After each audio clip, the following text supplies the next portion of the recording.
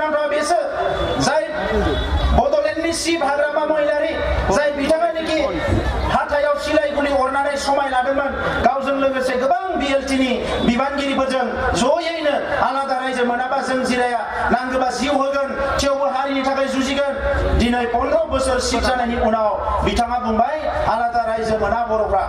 आलादा रायजोनि सिमां नुना लाब गैया 110 खोन्दो आलादा रायजोआ जाया आरो बुंबावबाय आं थाजासिम आरो BPF थाजासे आलादा रायजोखौ जानो होआ हिर' सरनिया आरो हाग्रामा महिलारि सासेयानो जाहैबाय दा आं नोंथांमोननि सिगाङाव सोंनो लुबैदों बिथाङाथ' बुंना लाखाबाय गावनि खोथाखौ आं थाजासिम आरो आंनि BPF हान्जाया थाजासिम आलादा रायजो जानो होआ बे जेंनाया सुस्रांना जानो मोना बिथाङा बुंबाय दा जोंनि रायजो राजाया मा सानो हाग्रामा आरो BPFखौ नांगोन ना जोंनो आलादा रायजोखौ नांगोन दिनै जों थांखि लानानै दा जुदि बिदिनो खोथाखौ सानबायब्ला दिनै जोंहा गावनि गेजेराव हिंसा हिंसि एना एनि जानांगोननि जेबो खोथा गैया मोनसेल' लामाया बिथांमोनखौ जोङो साइड खालामथ'नांगोन आरो गुबुन मोनसे खोथा रायजोफोर खौसेथिखौ जों बयबो लुबैयो नङा होमब्ला बर' हारियाव खौसेथिखौ लुबैयो दिनै खौसेथिखौ लुबैनानै बेसेबांबा दाङाबाजि जानायनि उनाव NDP प्रग्रेसिभ NDP दैमारि ग्रुप जों दुलाराय बर' फरायसा आफाद गोबां हान्जाफ्रा खौसे जाबाय आरो बे खौसे जानायखौ बेंटलनि रायजो राजाफ्रा मोजां मोनदोंना मोनाखै आं सोंनो नागिरदों मोजां मोनदोंना मोनाखै खौसे जानायखौ बयबो मोजां मोनदों दुलाराय रायजो राजायानो मोजां मोनदों नाथाय दिनै बे खौसे जायोब्लासो गभर्नमेन्टआ जोंनि खामानिखौ मावनानै होनांगोन आरो बिथांमोननि गोसोआव माबा साननाय दङबाबो हारिनि सार्थआव दिनै बावनानै NDP प्रग्रेसिभआ रन्जन दैमारि बिथांनि ग्रुपआ बे गासैबो आवगायबोदों खौसे जानानै हारिनि थाखाय माबा मोनसे लाबोनोसै होननानै बेबायदि समाव दाख्लै गरेस्वराव थांनानै बहाबा मिटिं गाहायनानै सिबा बुंदों बे दुलाराय बर' फरायसा आफादा गोदो एबसुनि लिडारफोरखौ बुथारग्रा उमुखौ बुथारग्रा NDPजों लोगो जानानै हारिखौ धंस खालामनो नागिरदों होननानै बुंदों दा मानगोनां रायजोफोर बर' हारियाव बेबायदि थासारिया गोबां जालांखादों जों गावबा गावनि गेजेरावनो बुथारलायनाय खास्रि बिस्रि गोबां दुखुनांथाव थासारिया जोंनि गेजेराव जालांदों नाथाय जों बेखौ बावथ'नो लुबैयो साननैसोनि थाखाय बावनो लुबैयो मानोना जोंहा लामा हान्थिबावनांगौ दङ दिनै गावनि बिखुङाव बेसेबा गिदिर मोनसे गाराय लानानै जों बोरै लामा हान्थिलांनो बे गारायखौ जोङो फाहामनानै लाग्रोनांगोन बे गारायखौ फाहामना लानो थाखायनो दिनै जोङो गावबा गावनि गोसोआव माबा साननाय दङबा ज्राब गारनानै बिदा फंबाय जोङो खौसे जानानै दावगालांदों आरो बेखौ दिनै हाग्रामा महिलारि मोना मोजां मोनाखै चन्दन ब्रह्म मोजां मोनाखै गावसोरजों गारि गाखोफायोबा गावसोरजों ना बेदर जाफायोबा गावसोरजों जौ बेदर लोंफायोबा बिथांमोना मोजां मोनो जायफोर बिथांमोननि बेबायदि आखलफोरखौ मोजां मोना जायफोर गोरिब गुन्द्रानि खोथा बुंग्रा मोनजा रोङैनि खोथा बुंग्रा बे मानसिफोरखौ बिथांमोना मोजां मोना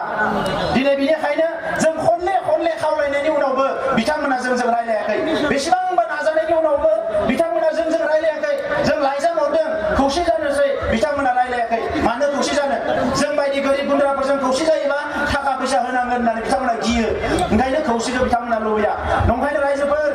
आङो नैबे खोथाखौ बुंनो नागिरो खौसे जानायनि लामाया जोबोद गुसुं आरो जोबोद खाथियाव सफैबाय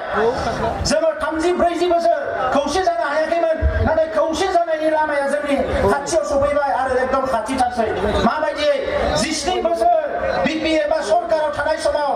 सरकार सालायनाय समाव बिथांमोना गोसोबा रायजोखौ खौसे खालामनो हागौमोन नाथाय बिथांमोना गोसो गोरबोजों खौसे खालामनो नाजायाखै ओंखायनो खौसेया नैबे लामाजों फैगोन बिथांमोना इलेक्सन देरहानायजों खौसेया फैनाय नङा बिथांमोना जुदि इलेक्सनाव जेनोबा अखानायैनिफ्रायनो खौसेनि थाखाय बिथांमोनानो फैग्रोगोन दा ओंखायनो रायजोफोर थाखा फैसा गारनांगौनि खोथा गैया बायदिसिना नांलाय खमलाय खालामनांगौनि खोथा गैया बर' हारियाव 100% खौसे लुबैदोंबा दुलाराय बर' हारिया एबार UPPLनि बिजाथि उरखावग्रा ब्रह्मनो ट्रेक्टरनि सावगारियाव बरनानै बिथांखौ देरहाहो अखानायैनिफ्रायनो खौसेथिनि बाथ्राया बर' हारियाव बिथांमोननिफ्रायनो जागायगोन आरो जों बै समाव बिथांमोनखौ नारगारनाय नङा दिनै जेरै बिथांमोना जोंखौ लै सै खालामदों जोंखौ माने दालाल सिखाव दाखायि जाथि फानग्रा साल दंफां फाननानै जाग्रा हेन टेन बखिलाबायदों बेखौ जोङो जेबो सानाखै हारिनि खौसेथि हारिनि उदांस्रि हारिनि जौगानाय बिनि थाखाय जों जेबो सानाखै नाथाय गाबोन समफोर जुदि जों इलेक्सन देरहानानै खौसेनि थाखाय बिथांमोना आवगायबोयोबा जों बिथांमोनखौ बजबनानै लागोन मानोना जों बिथांमोनखौ दाबो बिदा फंबायनि नोजोरजों नायो बिथांमोनासो जोंखौ सुथुरनि नोजोरजों नायो जों बिथांमोननि बोरै सुथुर जानो हानो जों हारिनिसो खामानि मावदों बिथांमोना जुदि जों हारिनि खामानि मावदों दा बेनिखायनो रायजोफोर गोनो गोथो जानांगोननि जेबो खोथा गैया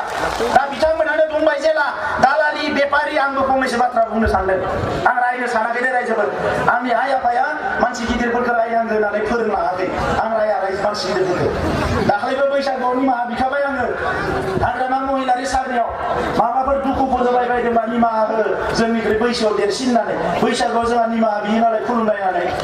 आङो निमाहा बिदों निमाहा बिनाया जेबो नङा रायजोफोर आथिं हमनाया जेबो नङा आथिंखौ हमथारनांगोन आङो जिल्ला एबसुखौ खावलायगोन दाबो बैसागो सोलिगासिनो दङ बैसागो सोलिदों जोंहा साब्रै साबासो बैसोगोरा आइजोखौ सिगाङाव लाबोनांगोन आरो बैसोगोरा जोंहा हौवाफोरखौ सिगाङाव लाबोनांगोन आरो दैदेनगिरिफ्रा बयबो खुलुमनांगोन जोंहा बैसागो सोलिगासिनो दङ हारिनि फोरबो बियो दा आं खावलायनाया बेनो जे बिथांमोना मा बुंदों बेपारि जाथिखौ फानबाय प्रमद बर'आ दा रायजोफोर जाथि फाननाय दखानखौ खिन्थु आं नुवाखै नोंथांमोना नुदोंबा आं मिथिया थाव फाननाय संख्रि फाननाय बेदर फाननाय दखानखौ नुदों आङो जाथि फाननाय दखानखौ आं नुवाखै रायजोफोर दा नंखायनो आङो खावलायदोंसो आङो 10 बोसोर जाथि फानबाय होननानै आंखौ बुंबाय जोंहा हाग्रामा सारा ओंखायनो आं खावलायदोंसो बैसागो जोबोबा इलेक्सन जोबोबा अननानै हाग्रामा सारा आंखौबो लांफानांगौ खनसे जे जाथि फाननाय दखाना बबेयाव दङ आंखौबो दिन्थिहैनांगौ खनसे नायनो मोनाबा जिउआव गोजोननाय मोननाय नङा आङो जाथि फाननाय दखानाव जिहेतु बिथाङा गोबां बार थांबाय आरो जाथि फाननाय दखानखौ बिथाङा मिथिगौ अननानै खेबसे आंखौ जाथि फाननाय दखानाव लांनांगौ होननानै आं बिथांखौ खावलायदों आरो आं दिनै बेंटलनिफ्रायबो खावलायबावदों आरो लोगोसे हायोबा जोंहा चन्दन ब्रह्म बिथाङाबो लोगो लाफायोबा मोजां ज' थांगोन बिथां थाफाबा साहस जाबावगोन जाथि फाननाय दखानाव मानगोनां रायजोफोरखौ नैथिया जाबाय एनडिपिजों एबसुजों दंफां फाननानै इलेक्सन गेलेनाय दंफांखौ एनडिपि एबसु नङा बन फानना जाग्रा जोंहा रोजा रोजा बिदा फंबायफोर दङ दिनै बिथाङा बन फाननायनि खोथाखौ जुदि रायखांनो रोंबायबा आं सोंदों 17 बोसोर बोसोरसे बोसोरनै नङा 17 बोसोर बिथाङा बिटिसिनि चिफ जानानै सालायबाय आरो दासिम 5,000 कौटिनिफ्राय बांसिन थाखा फैबाय मानो बन फानना जाग्रा बिदा फंबायफोरनि थाखाय इसेबो अनसुंथाइ होनो हायाखिसै मानो होनो लुबैयाखिसै मानो होनो नागिराखिसै आं बेखौसो सोंनो नागिरदों जायफोर दिनै हावरिया गैजा रोङै बेसेबांबा खस्थ' खालामनानै हाग्रायाव थांनानै बन लायनानै फाननानै माइरं दैरं बायनानै जादों गथ'फोरनो लेखा बायनानै होदों जि जोम बायनानै होदों बै मानसिफोरनि खोथाखौ बिथाङा बुंनो हाबा बुंबाय जे बन फाननानै जानायनि खोथाखौ बुंनो हाबाय नाथाय बै फंबाय बिदाफोरखौ बुंनो हानांगौमोन आदा आं सिप जाबाय आंबो जांख्रिखांदोंमोन बर' हारिनि उदांस्रिनि थाखाय फै आदामोन ज' फै बन फाननाङा मानो हराव बन दानहैनांगौ फै आं अमानि लन होगोन आं दाउनि लन होगोन आं बोरमानि लन होगोन खै थाखा नांगोन नोंनो मैगं थाइगं गायनानै जा मोसौ बायनानै हालेव आं फैसा होगोन बुंनोथ' हायोमोन रावबो सासेनो बुङाखिसै चन्दन ब्रह्म हायामोन नामा गावहा श'रुम बानायनानै लाबाय गावनि नांगौ मानिखौ बानायनानै लाबाय मानो बेंटल थुक्राझार इलेक्सन मानो भट बिनो फैयो रायजो राजाफोरखौ सिगियो जों पावाराव फैयाबा हानि पाट्टा मोननाय नङा जों पावाराव फैयाबा सेल्फ हेल्प ग्रुपआ फैसा मोननाय नङा नोंनि सेल्फ हेल्प नोंनि आसा खालामनानैसो संसार जादों नामा रायजोफोरा नोंखौ आसा खालामनानैसो संसार जायाखै नों गैयाबाबो रायजोआ थांना थागोन नों थाबाबो रायजोआ थांना थागोन नाथाय नों मन्त्रि जानानै मानो सासे सानै बर' गोरिब हावरियाफोरखौ मानो नायाखिसै बिसोर दुखुनांथाव जादों दिनै जोंनि आइजोफ्रा बेसेबांबा खस्थ' खालामो न'आव ओंखाम संनाय जि दानाय मैगं मैला नागिरनाय आरो बेजों लोगोसे जोंनि आइमोना जोंनि बिब'मोना दिनै बाजाराव मैगं थाइगं फाननो गोनां जायो ओंखाम जानो थाखाय बिखौबो जेबो नङा मैगं थाइगं फानबाय जि फानबाय दख'ना फानबाय जेबो नङा नाथाय हाजार हाजार आइजोफ्रा टाउन सहराव जौ फानना जानो गोनां जादों मानो जौ फानना जाग्रा आइजोफोरखौ नायाखिसै 17 बोसोराव मानो नायाखिसै ओंखायनो आं बुंनो रायजोफोर पार्लियामेन्टआथ' सोलायखानांगोन बिटिसिआवबो सोलायनांगोन आरो बिटिसिआव गोदान सरकार फैयोबा फार्स्ट बोसोरसेनि गेजेराव बन फानग्रा आरो जौ फानग्राखौ बन्द' खालामनानै बिथांमोनखौ फार्स्ट जोङो माबा नङा माबा लामा होनांगोन माबा नङा माबा आरो हायैनि जेबो खोथा गैया हागोन हायैनि जेबो खोथा गैया हाजार हाजार कौटि थाखा फैयो दिनै 30 कौटिजोंनो कार्बिफ्रा जौगानो हादोंबा 60 कौटिजोंनो मिसिनफ्रा जौगानायनि खामानि मावनो हादोंबा 600 कौटि फैनानै बिटिसिआ मानो हाया मानोना बिथांमोना फैसानि बांसिनखौनो गावसोरसो मन'जोबो आइवानि न' मोना दिनै जोंनि अबस्थाया गाज्रि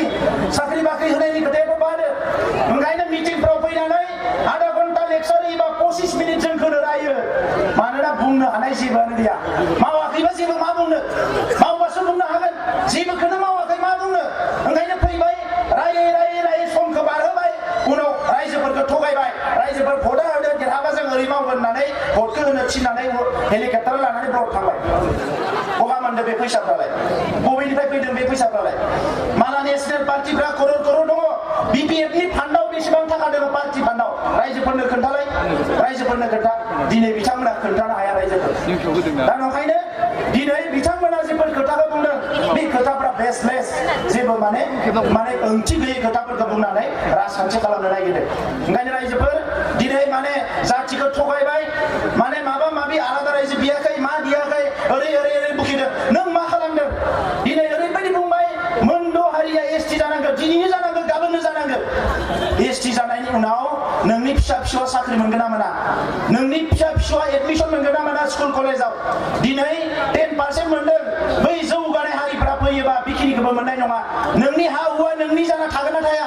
बेखौ नोङो ग्यारेन्टि गैया एमएलए मन्त्रिया नोंनि जाना थागोन ना थाया बिनि जेबो ग्यारेन्टि गैया ओंखायसो जों बुंदों मोनद' हारिया एसटि जानाङा होननानै आरो बिथांमोना गावसोरनि फिसा फिसौआ बेसेबां गिदिर जाखाबाय फरेनाव फरायहैसिगोन थाखा फैसानि जेबो आंखाल गैला गाबोन साख्रि मोनसे ओंखारोबा जोंनि मानसिफ्रा बायना लानो हाया सुकिदारनि साख्रियाबो 5 लाख 6 लाख बिसोरा कौटि होनानै बायना लानो हानाय थाखा जाखाबाय ओंखायनो दिनै गुबुन हारिया एसटि जानांगौ जौगानायफ्रा बे खामानि बे खोथाफोरखौ बुंगासिनो दङ दा ओंखायनो रायजोफोर जों बयबो सांग्रां जादों नोंथांमोना सांग्रां जाखाबाय जथेस्थ' खस्थ' खालामनानै गावनि बिखानि गोलोमदै खालामनानै दिनै नोंथांमोना दिनै संसारखौ दिनै जागासिनो दङ बिनिफ्राय जों उदांस्रि जानांगोन आलादा रायजोखौ मानो बिदों सोरबा सासे सानै मानसिखौ धोनि खालामनो नङा दिनै बेसेबांबा माने हावरिया बेसेबांबा गोरिब गुन्द्रा दिनै जोंनि आइमोन जोंनि आबौमोन जोंनि माने बिमा बिफाफ्रा जेरैबायदि संसार जानांदों दिनै हादाराव फैनानै मायाव फैनानै बै खाफालखौ सोलायनो थाखायसो आलादा रायजोखौ बिदों ओंखायनो बड'फाया बुंदों जोंनो आलादा रायजोखौ बिनि थाखाय नांगौ जों गावनि खाफालखौ गावनो दानानै जाहाथे लानो हायो बिनि थाखाय आलादा रायजोखौ नांगौ ओंखायनो आलादा रायजोनि सोदोबखौ लानानै गेलेजाया रायजोफोर जोबोद दुखुनांथाव बियो लाजिनांथाव दा ओंखायनो गाबोन समफोर फैगोन माने बायदिसिना खोनागासिनो दङ जोङो आगोलनिया एसे खमायबाय आगोलाव बेबायदि बेंटलफ्राव मिटिं खुङोबाबो अमा दानोमोन खाथियाव मानसिफोरा फै दा फैथों होननानै बायदिसिना आखलफोर खमायजोब्बाय दायो उफाय गैया दिनै मानसि गैया उरा क'क्राझारनिफ्राय तामुलपुरसिम बर' हारि आफा रायजो राजाया 100आव 100 खौसे जाबाय दा दिनै बिपिएफआव थांग्राफ्रासो लाजिग्रा जाबाय मोनसे समाव जोंखौ मिटिं खुंनो होआमोन मटर साइकेल सालायखावलाबायो मानसिफोरखौ सिगिलाबायो दिनै रायजो राजाया ओरैबायदि ओंखारबोबाय ना थाखा फैसा ना मा ना सिगिनाय ओरैबायदि सोलायबाय बे खोथाखौ बिथांमोना 10 बोसोर सिगाङाव बुजिनो हानांगौमोन 15 बोसोर सिगाङाव बुजिनो हानांगौमोन मानोना नोंथांमोननि उदैया बुंनाय माने नोंथांमोना रां रुफा खामायनाय माने रायजो राजानि उदैया बुंनाय नङा रायजो राजाया गोरिब गुन्द्रा जानानै थालांजोब्बाय आरो बिनि थाखाय दायनिगिरिया खिन्थु नोंथांमोना बे खोथाखौ बुजिनांगोन रायजोफोर ओंखायनो आं बे खोथाखौ बुंबाय बारा गोब्राब बुंला बर'आव हारसायाव फंनैसो बुंनोसै जोबथारनायाव फंनै खोथा जेराव बुंनो बेयावबो बुंगोन खस्थ' खालामनानै संसार जादों रां रुफा खामायनाया जोबोद खस्थ' न'खर सामलायनाया जोबोद खस्थ' नाथाय बिनि गेजेरजोंनो गथ'फोरखौ लेखा फरायहोनो दाबाव रायजोफोर बर' हारिखौ मुलुगाव गेदेमा हारि जौगानाय हारि महरै गायसननो लेखा फरायथारनांगोन लेखा फरायनायनि अनगायै गुबुन लामा गैया ओंखायनो बयबो आइ आफाखौ आं खावलायदों जाय जि थासारियावनो थाया मानो गथ'फोरखौ लेखा फरायहोनायाव खुनु दिन जाहाथे फासयनानै थाया बिनि उनाव मोनसे खोथा आं बुंबावनो सानदों बे जाबाय आखल आखु दानाय जोंनि उन्दैफोरखौ मोजाङै आखल आखु दा दिनै गोरिब गुन्द्रानि न'खराव एखमबा संख्रि बानलुनि नांलाय खमलाय जायो बेनो गथ'फोरनियावबो थाङो आखला ओंखायनो जोङो नांलाय खमलाय खालामनाङा अनलायनानै संसार जा जेंनाया जोंहा दङ नांगौ बायदि जों जानो हाया नांगौ बायदि लोंनो हाया नाथाय नांलाय खमलाय खालामनानै न'खर संसारखौ जोङो बेले बेजे खालामनाङा आं नोंथांमोनखौ खावलायगोन जेसेबां हायो अनलायनानै संसार जा अनलायनानै संसार जायोबा गासैबो जेंना जेंसिखौ जों बारलांनो हायो रायजोफोर गासैबो जेंना जेंसिखौ बारलांनो हायो बेखौ जाहाथे खालामो आरो उन्दैफोरखौ ओरैबायदि आखल आखुखौ दानांगोन अननांगोन नोंथांमोना जाहाथे देरनानै गाबोन कलेज फरायनो थाङोबा इउनिभार्सिटि फरायनो थाङोबा गुबुन जायगायाव खामानि मावनो थाङोबा गाज्रि लोगोफोर मोनोबा गाज्रि मानसिफोरजों लोगो जानो गोनां जायोबा गाज्रि जिनिस जानांगौ जायोबा गाज्रि खामानि मावनो थाङोबा बै समाव जाहाथे नोंनि गथ'आ आंनि गथ'आ गोसोखाङो जे नैबे खामानिखौ मावबा आंनि आइया गोरबोआव दुखु मोनगोन नैबे खामानिखौ मावबा आंनि आफाया गोरबोआव दुखु मोनगोन आं बे खामानिखौ मावा बेखिनिखौ साननो हानाय जखानि नोंथांमोना गावनि गथ'नि आखल आखुखौ दानानै अरायजोफोर आं नोंथांमोनखौ खुलुमदों बेखौ जोंनो